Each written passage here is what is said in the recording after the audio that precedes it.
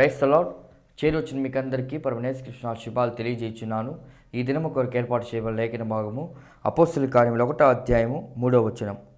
ఆయన శ్రమపడిన తర్వాత 40 దినముల వరకు వారు కగపడుచు దేవుని రాజ్య విషయమును గూర్చి బోధించుచు అనేక ప్రమాణములను చూపి వారికి తన్ను తాను సజీవునిగా కనపరుచుకొనెను.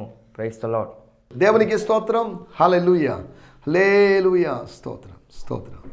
క్రీస్తునందు ప్రియులైన సహోదరి సహోదరులారా, మన శాంతి టీవీలో ప్రసారం అవుతున్నటువంటి ఆయన హెచ్చవలసి ఉన్నది, హీ మస్ట్ ఇంక్రీజ్ అనేటువంటి కార్యక్రమ వీక్షకులారా, మీ అందరికీ నా హృదయ లోతులో నుంచి ప్రత్యేకమైన వందనాలు తెలియజేస్తున్నాను. బిజీ టైం అయినప్పటికీ, బిజీ డే అయినప్పటికీ కూడా కొద్దిగా వీలు చూసుకొని మీ అమూల్యమైన సమయాన్ని దేవుని వాక్యం వినడానికి కేటాయిస్తున్న దాన్ని బట్టి, దేవుని వాక్యం అని కాదు, జనరల్గా దేవుని వాక్యం, కానీ పర్టికులర్గా ఈ కార్యక్రమాలను చూడడానికి మీరు అమూల్యమైన సమయాన్ని కేటాయించిన దాన్ని బట్టి మీకు ప్రత్యేకమైన కృతజ్ఞతలు తెలియజేస్తూ, మీరు ఇలాగా రెగ్యులర్గా ఈ కార్యక్రమం చూడాలని, ఇందులో వ్యాఖ్యానాలని, వాక్య వివరణలు మీరు అర్థం చేసుకోవాలని, మీకేమైనా సందేహాలు ఉన్నట్లయితే మీరు వాటిని నాకు పంపించాల్సిందిగా మిమ్మల్ని ప్రేమపూర్వకంగా కోరుతున్నాను. దయచేసి జ్ఞాపకం చేసుకోండి, మార్చి నెలలో 16వ తేదీ అనగా 3వ ఆదివారం టౌన్ హాల్లో ఉచివ కూడిక లేదంటే శిష్యత్వపు కూడిక, డిసైపుల్షిప్ మీటింగ్ ఉంటుంది. ఇంకా పాంప్లెట్లు అవి రాలేదు, వచ్చినప్పుడు నేను మీకు తెలియజేస్తాను. మధ్య మధ్యలో దానికి సంబంధించిన ఇన్ఫర్మేషన్ ఇస్తూ ఉంటాను. శిష్యత్వపు కూడికి మిమ్మల్ని అందరినీ ప్రేమపూర్వకంగా ఆహ్వానిస్తున్నాం. ఒకరిద్దరు అడిగారు నన్ను, శిష్యత్వపు కూడిక అంటే ఏంటి? కూడిక అది ఈజ్ ఎ గ్యాదరింగ్, అదొక మీటింగ్. అందులో ఏం జరుగుతుంది? ఏముంది, నార్మల్గా జరిగేదే, పాటలు, ఆరాధన, వాక్యం. కానీ శిష్యత్వపు కూడిక అని ఎందుకు పెట్టాం? మనందరం శిష్యులం కనుక అది శిష్యులు కలుసుకుంటున్న కూడిక. శిష్యత్వంలో ఎదగడానికి అనగా ఆత్మీయతలో ఎదగడానికి, భక్తిలో ఎదగడానికి, వాక్యం నేర్చుకునే విధంలో ఎదగడానికి అదొక వేదికగా ఉండాలనే ఉద్దేశంతో శిష్యత్వపు కూడిక అనడం జరిగింది. అంతవరకే. స్తోత్రం. ఆ టైటిల్ గురించి అంతగా మీరు ఆలోచించాల్సిన అవసరం లేదు, ఆలోచించినా తప్పేం లేదనుకోండి. శిష్యులను దేవుడు జీవపరచడానికి నిర్వహిస్తున్నటువంటి కార్యక్రమంగా ఈ కార్యక్రమాన్ని భావించండి. కాబట్టి జనవరి నెల 12వ తేదీ, ఫిబ్రవరి నెల 16వ తేదీ, మార్చి నెల 16వ తేదీ 3వ ఆదివారం సాయంత్రం కనుక మిమ్మల్ని అందరినీ ప్రేమపూర్వకంగా ఆహ్వానిస్తున్నాం. నేను మరియు వేరొక దైవజనులు ఎవరైనా వాక్య పరిచయం చేస్తారు. ఇంచుమించు దైవజనులు పాస్టర్ జి డేవిడ్ రాజ్ అనేటువంటి దైవజనులు, వారు వాక్య పరిచయం చేస్తారు. కనుక ఈ కార్యక్రమాన్ని మిస్ కాకుండా మీరు ఖచ్చితంగా పాల్గొనాల్సిందే. మీరు మీ కుటుంబ సభ్యులు కలిసి రావాల్సిందిగా. సండే ఈవినింగే పెట్టడంలో ఉద్దేశం ఏంటంటే కాస్త మీరు ఫ్రీగా ఉంటారని. దానికోసం సపరేట్గా లేకపోతే లీవ్ పెట్టో, లేకపోతే మీ ఆఫీస్లోనో, లేకపోతే కొద్దిగా పర్మిషన్ అడిగి ముందుగా రావాల్సిన అవసరం లేకుండా సండే ఈవినింగ్ మీ కన్వీనియన్స్ కోసం కూడికను ఏర్పాటు చేస్తున్నాం. దేవుని స్తోత్రం. మీ ప్రార్థనా విషయాలు మాకు ఖచ్చితంగా తెలియజేయండి. మార్చి నెల నుంచి, మార్చ్, ఏప్రిల్, మే, జూన్, జూలై ఇంచుమించు జూలై లేకపోయినా జూన్ వరకు ఇది సమ్మర్ సీజన్ కనుక, వేసవి కాలం కనుక, మీటింగ్స్ సీజన్ కనుక, పిల్లల ఎగ్జామ్స్ ముగిసిపోయేటువంటి సమయం కనుక, బిజీగా ఉంటున్న సమయం కనుక మీరు ప్రత్యేకంగా ప్రార్థించండి. నేను ఆయా ప్రాంతాల్లో మీటింగ్కి వెళ్తున్నాను. మార్చి నెలలో ప్రభు చిత్తమైతే నరసరావుపేట ప్రాంతంలో 5వ తేదీ అనుకుంటాను ఒక పాస్టర్స్ మీటింగ్లో వాక్య పరిచయం చేయబోతున్నాను. 18వ తేదీ వింజమూరులోను, తర్వాత 19, 20 తేదీలో వేరొక ప్రాంతంలోను, కడప ప్రాంతంలోను, ఆయా ప్రాంతాల్లో మీటింగ్స్కి వెళ్తున్నాను. గత వారంలో లేదా 2 రోజుల క్రితం ప్రభు కృపను బట్టి విజయవాడలోను, మరియు అంతేకాకుండా విజయవాడ దగ్గరలో ఉన్నట్టు కైకలూరు ప్రాంతంలోను ఒక పాస్టర్ల కూడికి ఏర్పాటు చేయడానికి ప్రభు సాయం చేశాడు. కొంతమంది పాస్టర్లు గ్యాదర్ అయ్యారు. వాళ్ళ మధ్యలో వాక్య పరిచయం చేయడానికి ప్రభు సాయం చేశాడు. ఇలా వేరు వేరు కార్యక్రమాల నిమిత్తమే వెళ్తూ ఉన్నాను. నా కొరకు మీరు ప్రత్యేకంగా ప్రార్థించాల్సిందిగా కోరుతున్నాను. మీకు నాలాంటి ఒక సహోదరుడు ఉన్నాడనుకోండి, అటువంటి సహోదరుడి గురించి మీరు ఆలోచిస్తారు. ఆయన ఏం చేస్తున్నాడు, ఆయన పరిచర్య ఏంటి, ఆయన కోసం ప్రార్థన చేస్తారు. అలాగైతే నా కొరకు కూడా మీరు ప్రార్థించాల్సిందిగా మిమ్మల్ని ప్రేమపూర్వకంగా కోరుతున్నాను. నన్ను ఏదో టీవీ ప్రసంగికుడు అనేది చూసేదానికన్నా మీ సహోదరుడిగా భావించి మీరు ఆతిథ్యం ఇవ్వాలని నేను అనడం లేదు, మీరు ఆత్మీయంగా స్వీకరించాల్సిందిగా, ఆత్మీయంగా ప్రోత్సహించాల్సిందిగా మిమ్మల్ని ప్రేమపూర్వకంగా కోరుతున్నాను. దేవుని స్తోత్రం. హల్లెలూయా, స్తోత్రం. నిన్నటి ఎపిసోడ్లో మనం ఆలోచించిన విషయాలు ఆరోహణం గురించి. క్రిస్మస్ సమయంలో ఆయన అవరోహణ జరిగింది, ఆయన దిగి వచ్చాడు. అనగా శరీరము లేనటువంటి దేవుడు, తండ్రితో సమానుడైనటువంటి దేవుడు,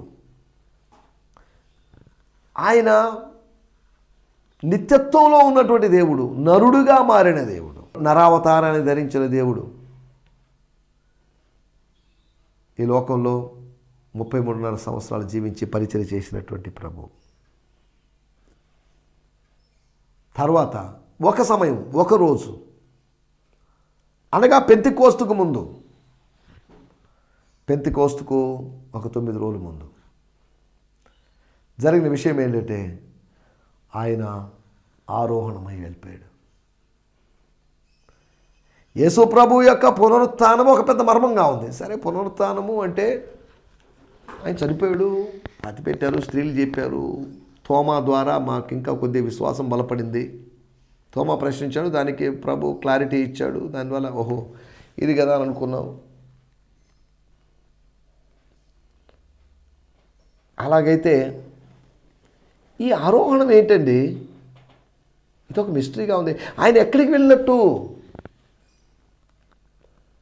ఆయన చెప్పాడు, మునుపున్న చోటికి నేను వెళ్తాను, నేను కొత్త చోటికి వెళ్ళడం లేదు.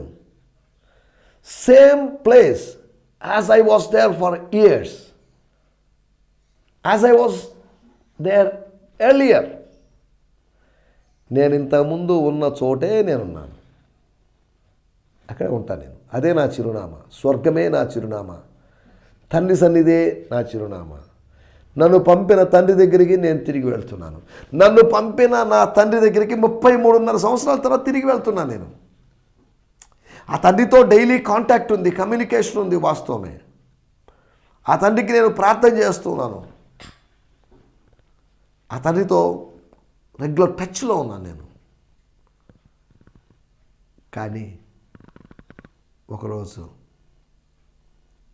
స్తోత్రం, తండ్రితో యుగ యుగాలు ఉంటాను. ఇది ఆరోహణం గురించి. ఆరోహణం జరిగింది, ఆరోహణం అబద్ధం కాదు. అవరోహణం ఎంత వాస్తవమో ఆరోహణం కూడా అంతే వాస్తవం. అవరోహణం జరిగింది, ఆరోహణం జరిగింది, మరలా అవరోహణం జరగబోతుంది. ఆయన త్వరగా దిగి రాబోతున్నాడు, ఆయన మధ్యాకాశంలోకి రాబోతున్నాడు. కాబట్టి ఆయన వస్తాడు. వచ్చింది వాస్తవం, లేచింది వాస్తవం అయితే మరలా రాబోయేది కూడా అంతే వాస్తవం. దేవుని స్తోత్రం. హల్లెలూయా. మనం ఆలోచించినట్టు మాట, ఆయన పరమునకు చేర్చుకోబడ్డాడు, ఆరోహణమని, పరమునకు చేర్చుకోబడ్డమని. రెండోది ఆయన ఎక్కిపోవడం అని, ఒక పర్వతాన్ని ఎక్కిపోయినట్లుగా ఆయన ఎక్కిపోవడం అని. మన పైన ఉన్నటువంటి ఆకాశం అంటే మన పైన ఉన్నట్టు శూన్యం, ఆకాశం అంటే శూన్యం అని కాదు దాని అర్థం. అంటే ఆ స్పేస్ గుండా ఆయన దాటి వెళ్ళాడని, ఎక్కిపోయాడని. మునుపున్న చోటికి ఎక్కిపోయాడు. 1000 సంవత్సరాలుగా నిత్యత్వం మొదలుకొని నిత్యత్వం వరకు, నిత్యత్వం మొదలుకొని నరావతారం వరకు. స్తోత్రం. హల్లెలూయా. మూడో విషయం, ఆయన ప్రత్యేకించబడ్డాడు. వాళ్ళ మధ్యలో ఉంటే ఆయన వెళ్ళలేడు, వారిలో నుంచి సెపరేట్ అయ్యాడు. ఒక మేఘం ఆయన్ను కొనిపోయింది, మేఘం సెపరేట్ చేసిందండి. మేఘం కనిపిస్తుండొచ్చు, మేఘం లోపల ఉన్న యేసు కనిపించకపోయి ఉండొచ్చు. ఆ మేఘము ఆయన కోసమే పంపబడింది, మేఘం ఆయన్ని కొనిపోయింది. మేఘ రథం మీద ఆయన వెళ్ళాడు. నీలి ఆకాశంలో నుంచి దిగి వచ్చినటువంటి మేఘరథములోకి ఎక్కి ఆయన మహిమలోకానికి వెళ్ళిపోయాడు. దేవుని స్తోత్రం, హల్లెలూయా.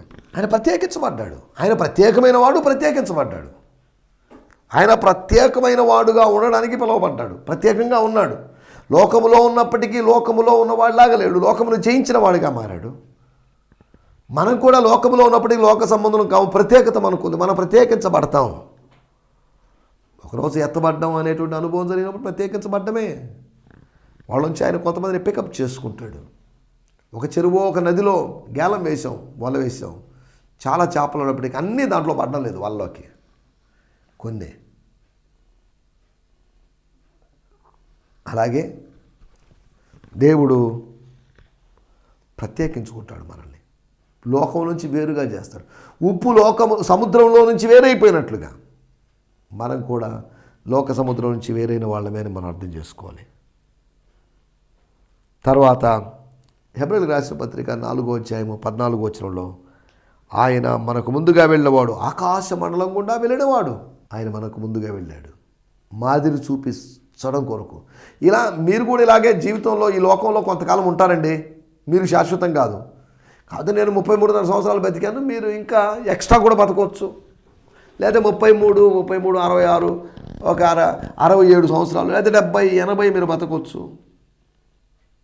కానీ లోకంలో ఉండరు. మీరు నా లోకానికి, నా దగ్గరికి వచ్చేస్తారు అని ప్రభు చెప్పిన మాటలు మనం అర్థం చేసుకోవచ్చు. స్తోత్రం, హల్లెలూయా. ఆయన యొక్క ఆయన ఆరోహణం చెందలేదు అనుకుందాం. ఆయన ఇక్కడే భూమి మీద ఉండాలి. భూమి మీద ఉండాలి అంటే ఏదో కొంత వయసు వచ్చినప్పుడు ఆయన చనిపోవాలి. ఒకవేళ చనిపోలేదు అనుకుందాం, ఆయన యెరూషలేములోనో ఎక్కడో ఉంటాడు. ఆయన్ని వెతుక్కుంటూ కొంతమంది వెళ్ళే అవకాశం ఉంది. చాలు ఈ 33.5 సంవత్సరాల జీవితం. ఆ 33.5 సంవత్సరాల జీవితంలో ఏమి చేయలేకపోయాడంటే ఆయన చేయగలిగింది చేశాడు. విస్తారమైన సేవ చేశాడు. ఆయన యొక్క ఆరోహణ గురించి మనం ఆలోచించాం. ఆయన యొక్క ఆరోహణ మన కోసమేనట. నేను వెళ్ళడం మీకు ప్రయోజనకరం అండి. నేను వెళ్ళి పరిశుద్ధాత్మను పంపిస్తాను. నేను వెళ్ళకపోతే ఆయన రాడుగా. నేను వెళ్తాను, నేను పంపుతాను, తండ్రిని వేడుకుంటాను, నేను పంపుతాను. సరే పంపించేయి, అనుమతి ఇచ్చేసి, కింద పంపించేసి అన్నప్పుడు ఆయన వస్తాడు. స్తోత్రం, హల్లెలూయా. వీటి గురించి మనం నిన్న ఆలోచించాం. రండి, ఈ దినము కొరకై ఏర్పాటు చేయబడినటువంటి మూలవాక్యం లేకపోతే ధ్యానం అపోస్తుల కార్యములో 1వ అధ్యాయం 3వ వచనాన్ని ఆధారంగా చేసుకుని మనం ధ్యానించుకుందాం. అపోస్తుల కార్యములో 1వ అధ్యాయం 3వ వచనం, బుక్ ఆఫ్ యాక్ట్స్ 1:3. శ్రమపడిన తరువాత 40 దినముల వరకు వారు కనబడుచు దేవుని రాజ్య విషయములను గురించి బోధించుచు అనేక ప్రమాణములను చూపి వారికి తన్ను తాను సజీవునిగా కనపరుచుకొనెను. ఆయన శ్రమ పడిన తర్వాత, ఏం శ్రమ? శ్రమలే శ్రమల మొత్తాన్ని శ్రమ అన్నాడు. ఆయన శ్రమ పడిన తర్వాత దానికి కొద్దిగా వివరణ ఇచ్చాడు ఇక్కడ. After the sufferings of his cross, ఆయన శిలువ శ్రమల తర్వాత Jesus appeared alive many times. Jesus appeared to his followers at least 11 times and taught them the mysteries of God's kingdom realm. అనేక సార్లు, మెనీ టైమ్స్ అని ఇక్కడ రాయబడింది. To these అపోజల్స్ over a 40-day period. ఈ 40 రోజుల కాలములో అనేక సార్లు, 11 సార్లు అని ప్రస్తావించబడింది. 12 కావచ్చు, 13 కావచ్చు, 20 కావచ్చు, 30 కావచ్చు, 40 కావచ్చు. Proving them with many convincing signs that he had been resurrected. During these encounters, he taught them the truths of God's kingdom.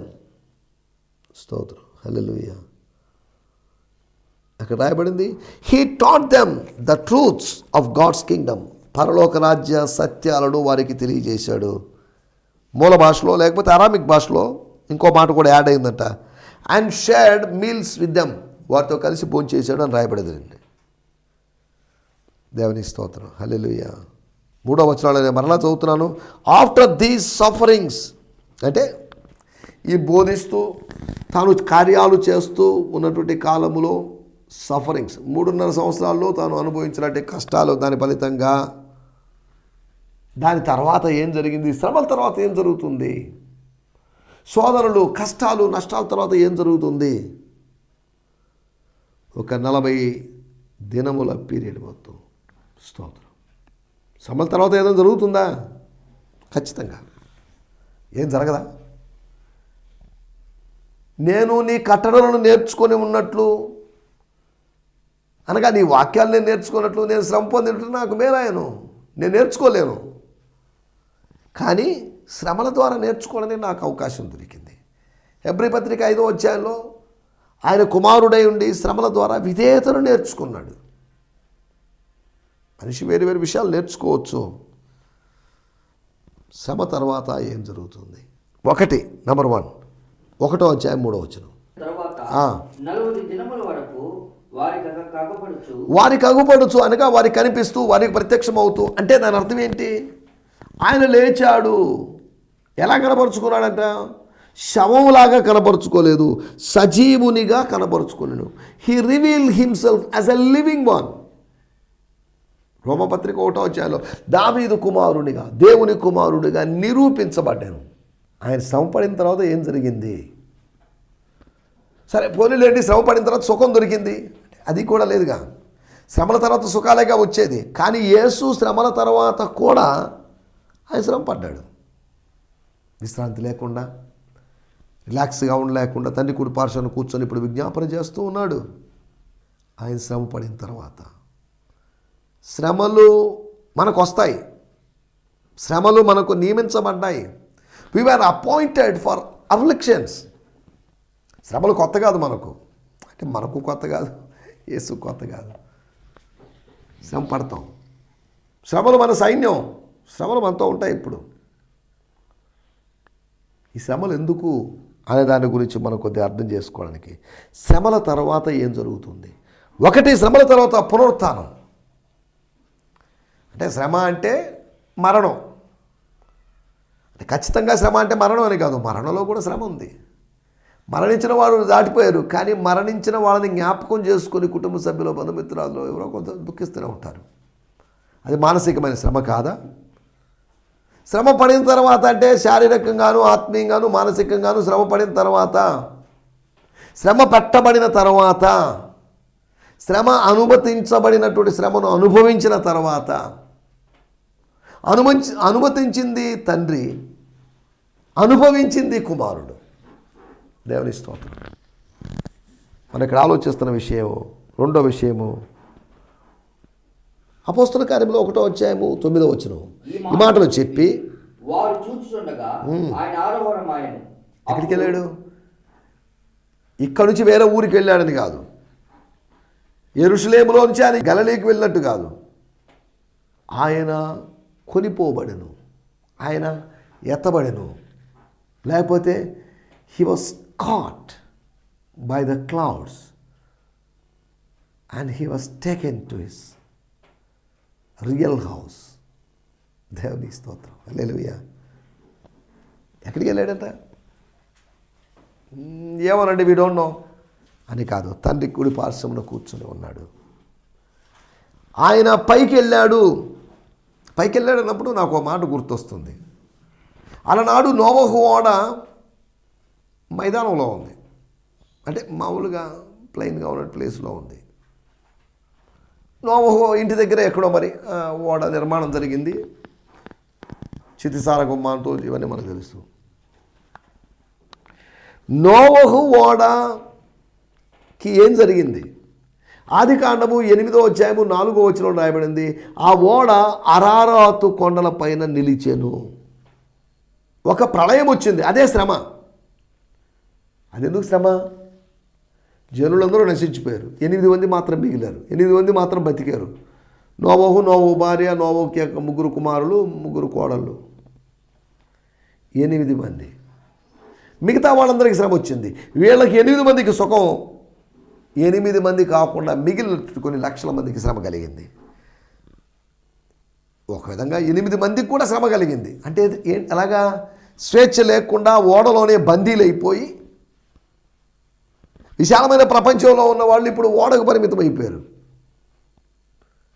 బయటికి పోయి ఆడుకోనో లేదా బయటికి వెళ్ళి తిరిగి వచ్చే పరిస్థితి లేదు.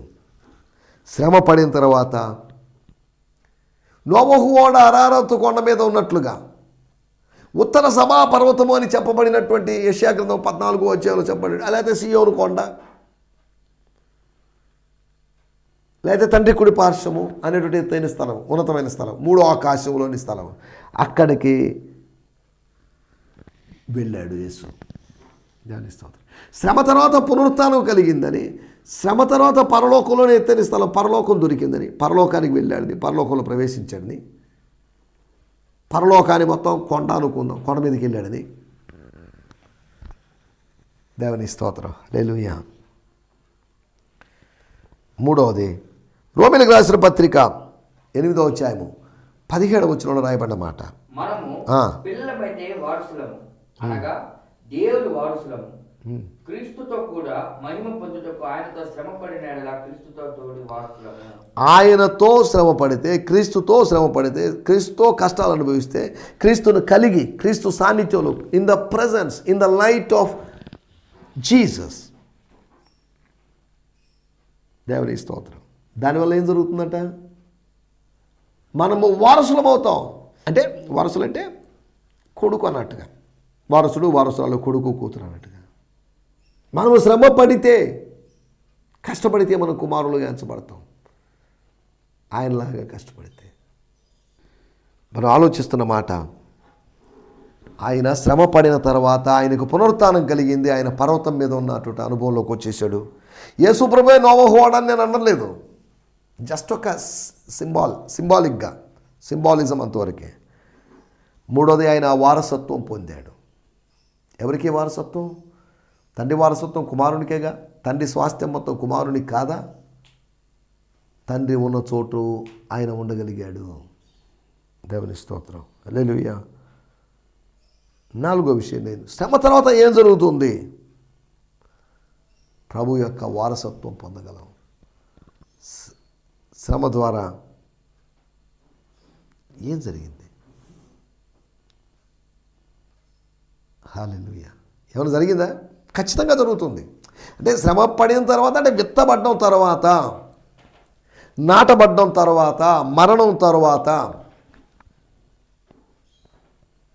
స్తోత్రం, ఏం జరిగింది? ప్రకటన గ్రంథము 3వ అధ్యాయము 21వ వచనం, నేను జయించి నా తండ్రితో కూడా, నేను జయించాను. దేన్ని జయించాడు? లోకమును జయించాడు. యేసు జయించాడు. నేను జయించి నా తండ్రితో కూడా ఆయన సింహాసనమందు కూర్చొని ఉన్న ప్రకారము జయించు వాడిని నాతో కూడా నా సింహాసనమందు. జయించు వాళ్ళు ఎవరైనా సరేనండి, లవోదికే సంఘంలో ఉన్న వాళ్ళైనా, ఎఫెసీ సంఘంలో ఉన్న వాళ్ళైనా, స్ముర్నా సంఘంలో ఉన్న వాళ్ళైనా, సార్తీస్లోను, థొయితైరాలోను, ఫిలదెల్ఫియాలోను, పెర్గములోను, ఇంక ఏ సంఘమైనా కావచ్చు, ఏ సంఘములో ఉన్నవారైనా జయిస్తే, if they become a conqueror, if they become a overcomer, శరీరాశ, నేత్రాశ, జీవపుటములను జయించిన వారైతే, స్తోత్రం, ఏం జరుగుతుంది? ఏం జరగదా? సింహాసనం మీద కూర్చోబెడతాడట. నేను తండ్రి సింహాసనం మీద ఎలా కూర్చున్నానో ఆ సింహాసనం మీద నేను కూర్చోబెడతాను. అనగా శ్రమల తర్వాత జరిగినటువంటి 4 విషయాల గురించి మీకు జ్ఞాపకం చేశాను. శ్రమల తర్వాత పునరుత్థానం కలిగిందని, శ్రమల తర్వాత పర్వతం మీద ఉంచబడిన లేదా ఉన్న అనుభవం, ఓడకు కలిగిన అనుభవం కన్నా శ్రేష్టమైనటువంటి అనుభవము యేసుకు కలిగిందని, తండ్రి కుడి పార్శ్వమున కూర్చునే అవకాశం దొరికిందని, 3వది ఆయనకు వారసత్వం దొరికిందని. స్తోత్రం. హల్లెలూయా. 4వదిగా ఆయనకు సింహాసనములో చోటు. తండ్రి కుమారుడు ఆత్మస్వరూపులే. ఈ ఆత్మస్వరూపులు అయిన వారికి సింహాసనం, ఇద్దరు ఒక సింహాసనం ఎక్కడ కూర్చోగలరండి? ఒక సింహాసనం మీద ఒక వ్యక్తే కదా కూర్చునేది, ఇద్దరట్టు కూర్చుంటారు అని అడిగేవాళ్ళు ఉన్నారు. సరే, దాంట్లో కలలేదు. అంటే రూలింగ్ అనగా పరిపాలన చేసేటువంటి అవకాశం, పాలించేటువంటి అవకాశం. ఆదాముకి ఇవ్వబడినటువంటి అధికారము ఆదాము నుంచి సాతానుకి వెళ్ళింది, సాతాను నుంచి ఇలా అధికారం తిరుగుతూ ఉంది. మనం దాంట్లో కూడా వెళ్ళలేదు. ఇప్పుడు శ్రమ పడిన తర్వాత, శ్రమ పడటం మంచిదే. ఏరి కోడి తెచ్చుకున్న శ్రమలు కాదు, దేవుడు అనుమతించిన శ్రమలు పడడం మంచిదే. స్తోత్రం. శ్రమ ఆశీర్వాదమే. శ్రమల్లో దాగి ఉన్నట్టు సిరుల గురించి మనం అర్థం చేసుకోవాలి. పునరుత్థానం కలిగిందని, అంతేకాకుండా పర్వతం మీద నిలిచే అనుభవం దొరికిందని, ప్రభువు యొక్క వారసత్వం పొందగలుగుతున్నామని, నాలుగోదిగా ప్రభువు సింహాసనంలో. స్తోత్రం. హల్లెలూయా. మనం కూర్చుంటాం. కాబట్టి ఇట్టి అనుభవాలతో శ్రమలు సహిస్తూ భరిస్తూ, శ్రమ తర్వాత వాగ్దానం చేయబడినటువంటి ఆ వాగ్దానాలని మన ఆశీర్వాదాలు అనుభవిస్తూ ముందుకు సాగడానికి ప్రభు మనకు సాయం చేయను గాక. ఆమేన్. హల్లెలూయా. లేలుయా. మీ అందరికీ వందనాలు.